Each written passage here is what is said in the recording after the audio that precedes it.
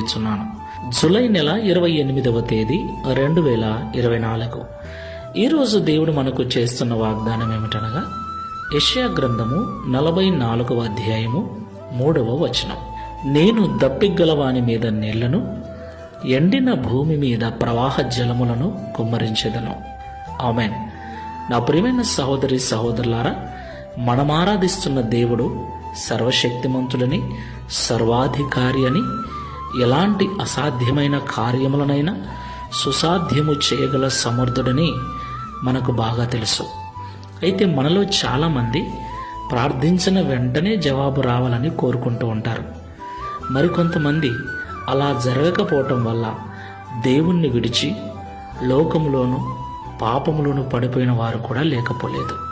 ఈ మాటలు వింటున్న ప్రియ సహోదరి సహోదరుడా, దేవుడు కలగజేసినప్పుడే ప్రతిదానికి ఒక సమయాన్ని